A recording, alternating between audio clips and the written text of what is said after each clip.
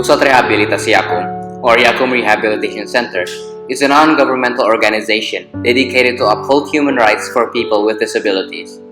It was founded by Colin McLennan, a New Zealander, on 16th of November 1982. During its early years, Yakkum's activities are still an appendage of Bethesda Hospital.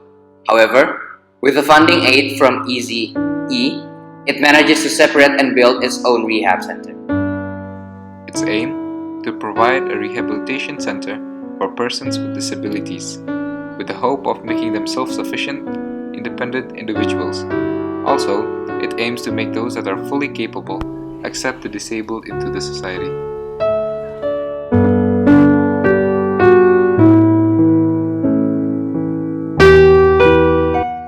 To carry its aim, Yakkum Rehabilitation Center provides various service programs.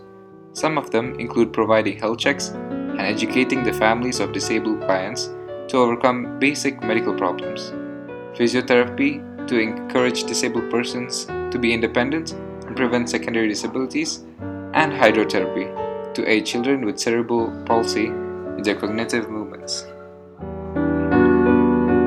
Yakkum Rehabilitation Center also provides mobility aids such as prosthetics, walkers, orthopedics, and modified motorcycles and wheelchairs. It currently is in need of a matron with a bachelor's degree in any field, an experience in matroning and interacting with disabled persons, and a physiotherapist with a degree in the field and a medical license.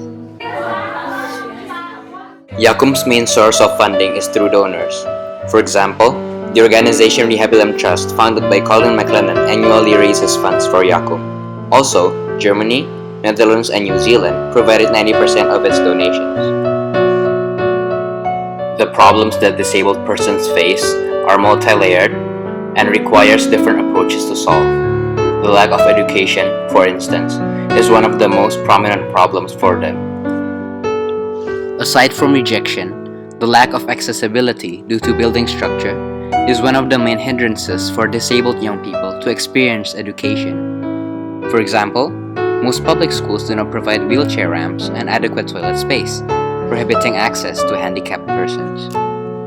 Jadi akses gedung atau bangunan itu belum bisa diraih oleh penyandang disabilitas. Apakah itu netra ataukah itu penyandang disabilitas dengan kursi roda maupun dengan tongkat.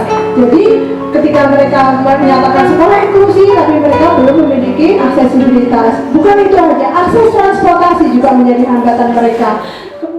Ongoing discrimination, a pre-existing negative stigma, and the lack of education due to lack of accessibility to various facilities prohibit disabled persons from gaining skills. Therefore, their intellectual limitations, in addition to their physical limitations, do not allow them to have jobs.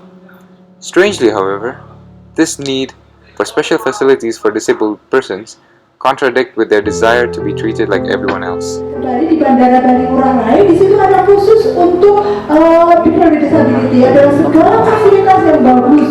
Tetapi di situ tidak sangat tersendiri, ya, terisolir dengan penumpang-penumpang yang lain. Di satu sisi saya bersyukur bahwa saya bisa mengakses toilet, kemudian restroom dan lain sebagainya dengan nyaman. Tapi di sisi lain, saya merasa orang yang berbeda dengan mereka. Dan saya tidak suka dengan kenyamanan seperti itu.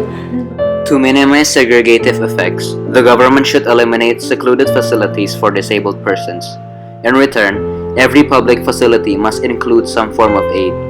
For example, the government should end schools reserved for autistic children in exchange for providing teachers capable of handling them and a suitable auxiliary curriculum in every public school. All in all, the Indonesian government should make efforts to break the wall dividing the disabled from the rest.